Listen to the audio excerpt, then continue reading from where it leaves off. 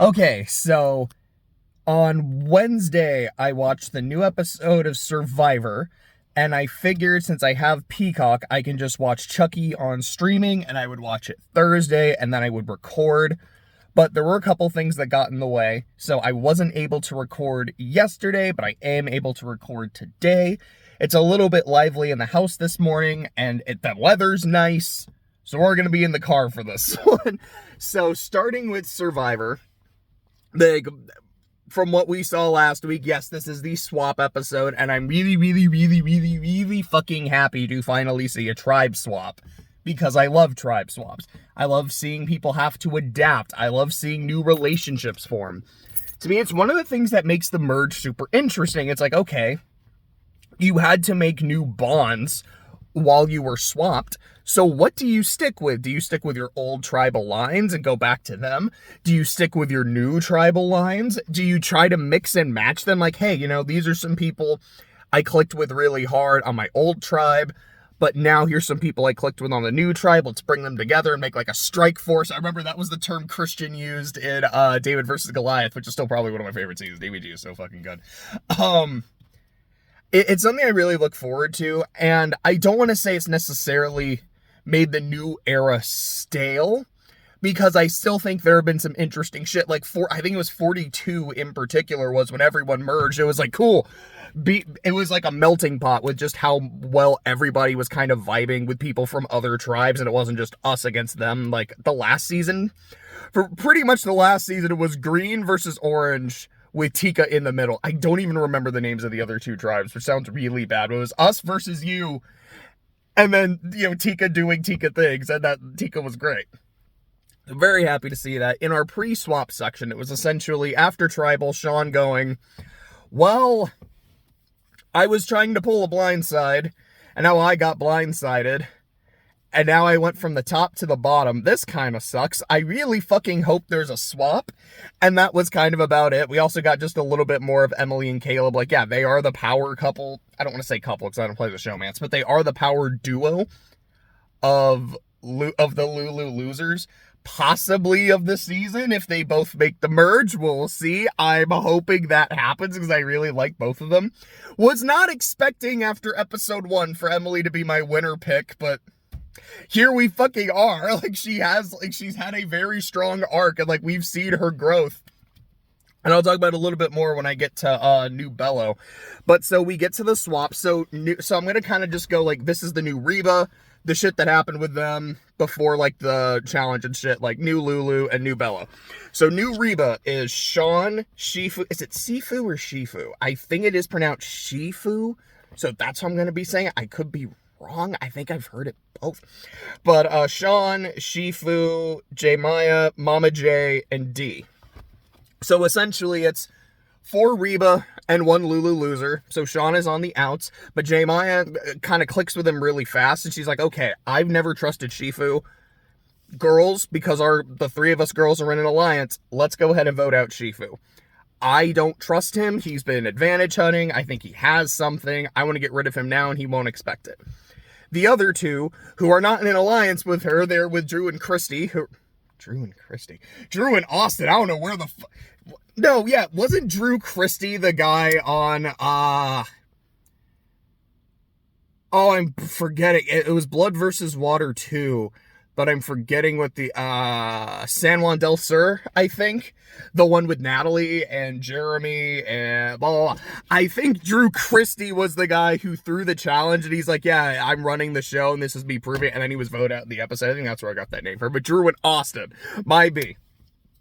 So, they're not actually in an alliance with J Maya, but she can think that if she wants. They know Shifu doesn't have an idol, but that's not for J Maya to know, unfortunately for her. And they're like, look, we don't yeah, we vibe with Sean, we like Sean, but it's probably best to just be Reba strong because we might as well. There was a really funny scene where they're like, does Sean have anything? And so they want to check his bag, but his bag is tied in like a really specific knot. So They try on one of their own bags to recreate the knot, so when they untie it, they could retie it to look like the original knot, which didn't go anywhere. I was really hoping we get a thing where Sean's like, okay, this knot doesn't match, someone was in my fucking bag, blah, blah, blah, blah, blah. It didn't go anywhere, but it was still a really funny moment. And that was basically everything that happened pre-challenge. So new Lulu. So when the swap happens, Caleb takes off his buff, throws it on the ground, fucking spits on it. He's like, I don't want to go back to this fucking beach. I hate being a Lulu loser. Can I be gone? And he's the one that stuck back on a Lulu. And that was beautiful. It's Caleb and Four Bellows. Bruce, Katurah, because of course Bruce and Katurah are both in the same tribe. Kelly and Jake. I was like, that looks like that says Julie, but she was on the other one, because that's Baba Jake. No, that's Jake. I can't read my own penmanship. Fuck. So, when they get to the new beach, Bruce has I don't want to say a mental breakdown. That's not correct. He has an emotional episode, because it's the old Tika beach. And he's like, oh my God, this is where it happened. I'm back in the spot where I was medically evacuated. He's like, I remember, like, I was sitting right over there, and he kind of, like, sits down, and he has a moment, and it was some heartbreaking shit, man. And I was like, I'm so fucking happy that Bruce got to come back and actually have his Survivor experience, because with the way he went out, I'm like, that sucks. Like, when it comes to Matt, who was from that same season, he got to play for a while. Now, when they do their returnee seasons, because I think they've said before that the next returnee season is only going to be people from the new era, which, I mean, that sucks, because that means that people like Dominic are only going to play once. Devins, I feel like, is someone they would really want to bring back, but because of that rule, they won't. So we'll see if they actually stick with that or not. But I feel like Matt is the kind of player they would want to bring back. Like, he got medevaced, essentially for being too hyped to play the game, but he stuck it out as long as he could. He was in a very big power, like, he essentially had the power on his tribe. He looked like he was going to be one of the big threats of the season. It's like, I definitely feel bad for him, but also it's like, he still got to play Survivor for a while until eventually his injury took its toll.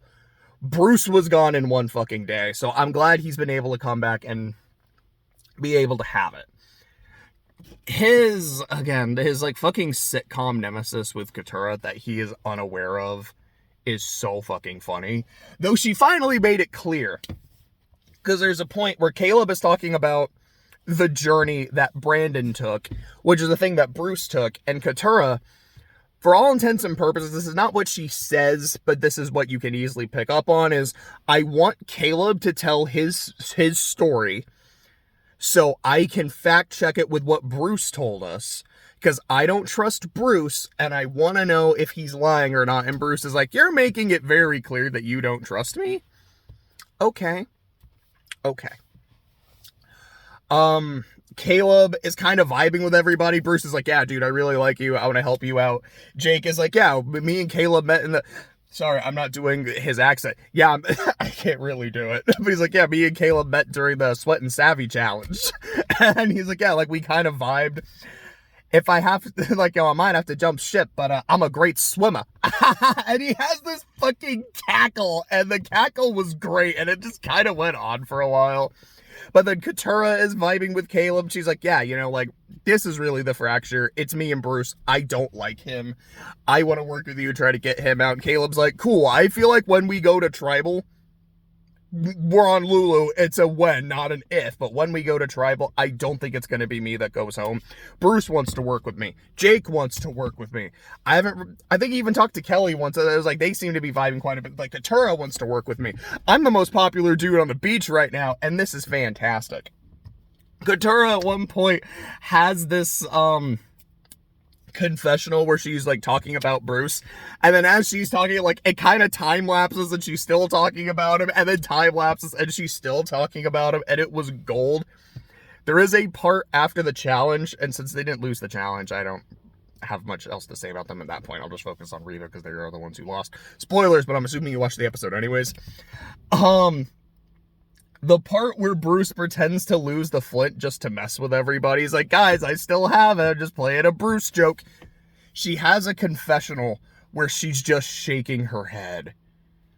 And I was laughing so hard. It was beautiful. It was a work of art. I think some people fact-checked it. It is the first silent confessional in the show's history. It was iconic. It was perfect. And I need more of her and Bruce it's more her hating Bruce and Bruce unintentionally making her hate him more. I need it more on my screen. It's so good. And then on Bello, you have the remaining contestants. Emily, Drew, Austin, Kendra, and Brando. Kendra and Brando got nothing in this episode.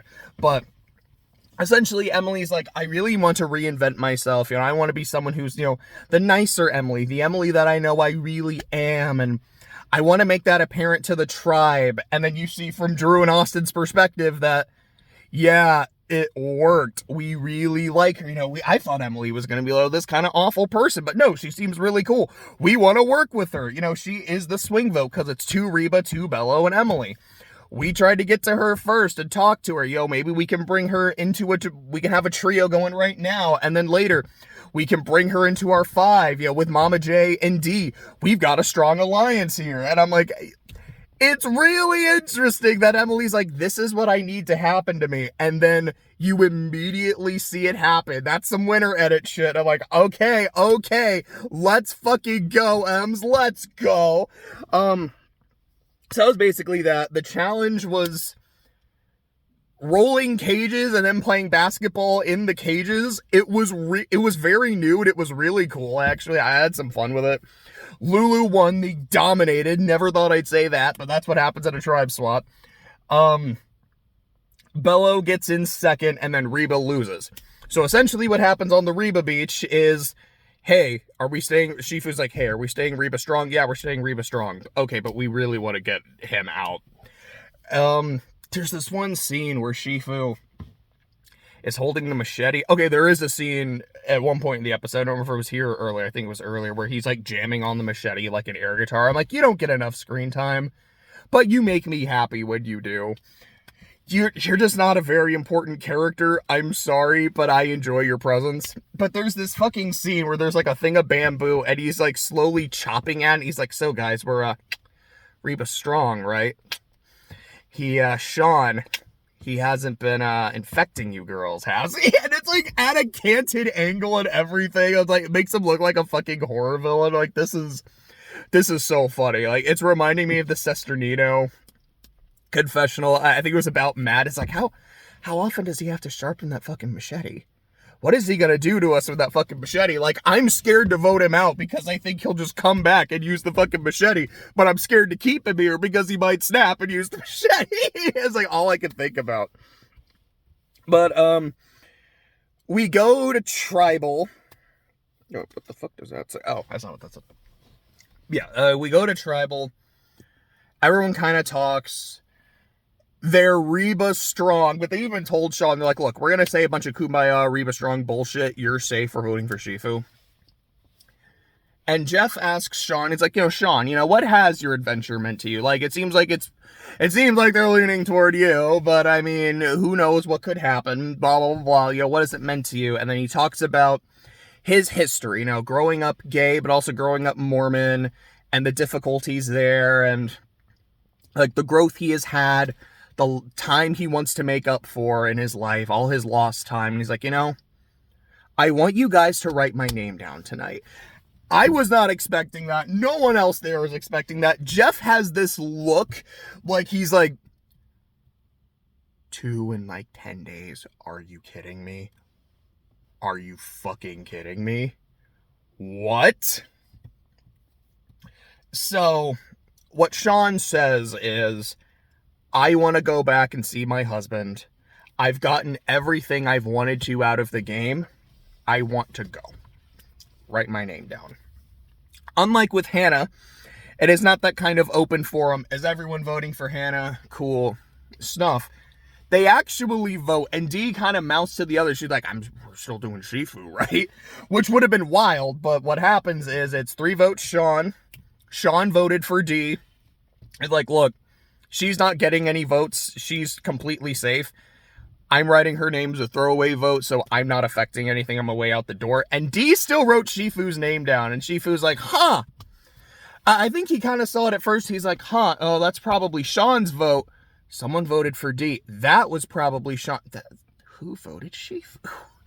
And so, everyone gives Sean their hugs. He's like, did you vote for me? No. So next week, there's going to be some chaos. There's going to be some shit. I will say this. I've never met Sean. I don't know what he's like as a person. He could be a fantastic person, and I wish him the best. 2 quits in 10 fucking days, though. Like, as I know I've said this before, I have never been on Survivor, so I don't know how actually difficult it is. I imagine it's really, really fucking hard, especially like when you don't have fire and you don't have a lot of basic necessities. You're sleeping on twigs and bamboo and shit. You're wet. You're cold. You're starving. You're stressed. And when you keep losing and you're on the bottom, it takes a toll on you mentally. And you're like, dude, do I even want to fucking be here anymore? No. I can't say that I get it because I haven't experienced it. But I get it. I'm a human being. I can feel fucking empathy. On the other hand, I want to be out there. I want to experience that misery because I guess I'm a psycho. Like, I have applied several times. I've applied like each of the last few years. I'm going to apply again next year. And it's like I applied to be on this season. I might have done terribly. I could have been dog shit.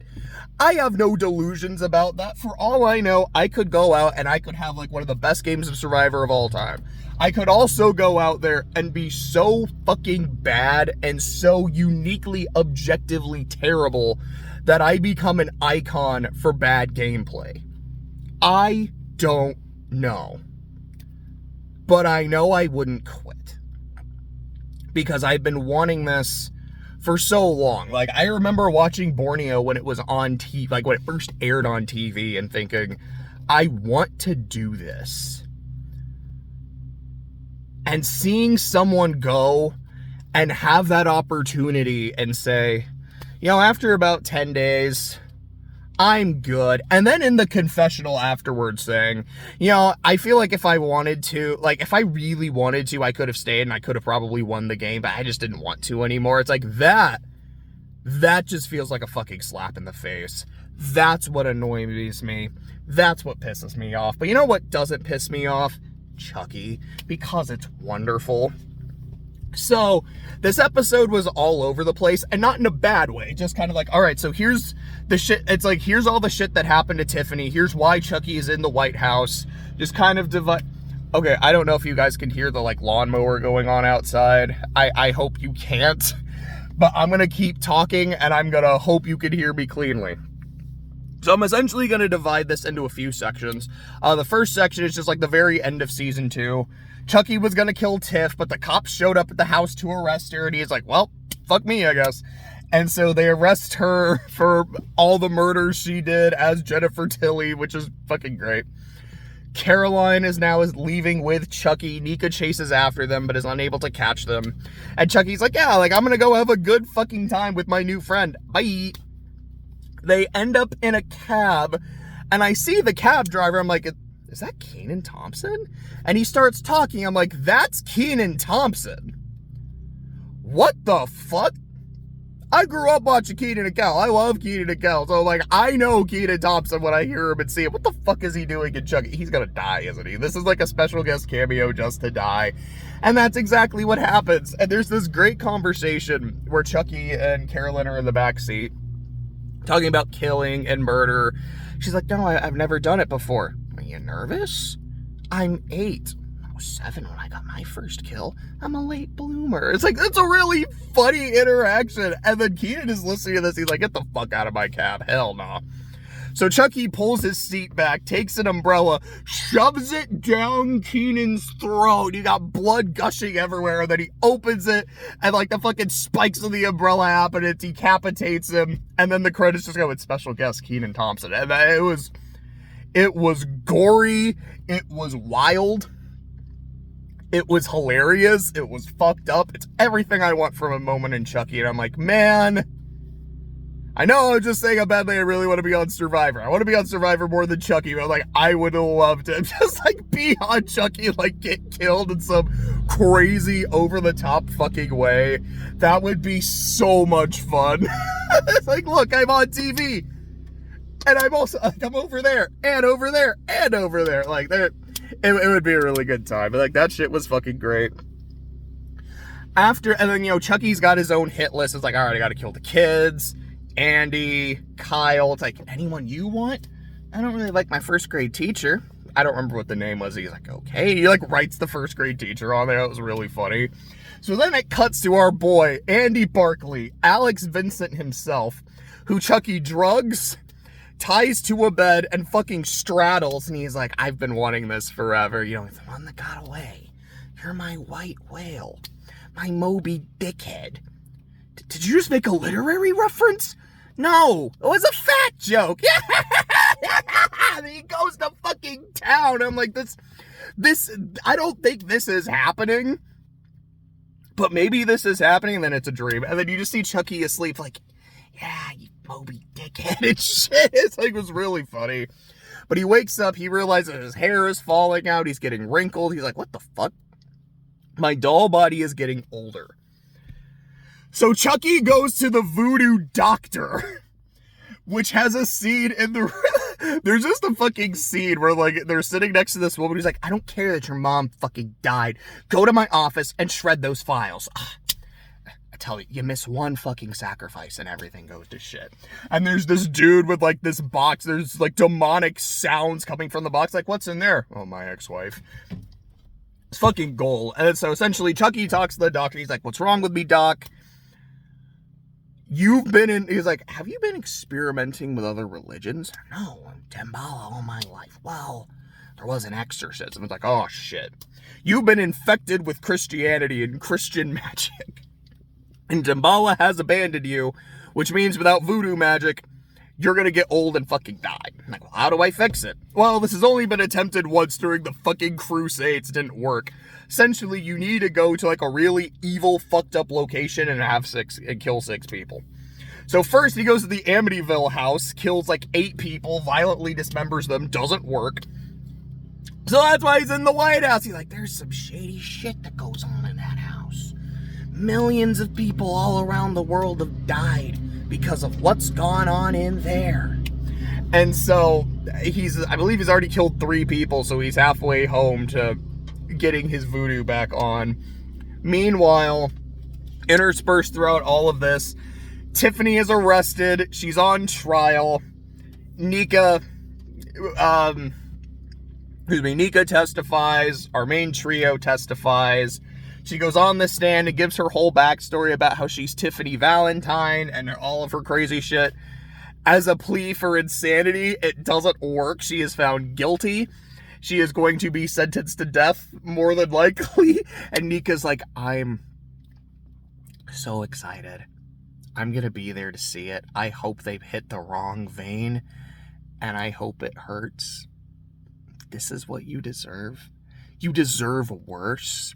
But I'll take it. I'm so excited to see you die. And that was the episode. It was a ton of fun. I'm just so happy to see more Jennifer Tilly. Like, Tiffany is such a fucking fun character. Like, on the one hand, I'm like, all right, we're not getting more plot with, like, shit at the White House and in the trio. But it's not like, man, that's such a huge disappointment. And not because I don't like our main trio, but I'm just like, fuck. This was so damn fun. So, Survivor, a lot of important shit happened. Definitely not happy to see it quit. But the new episode of Chucky was fantastic.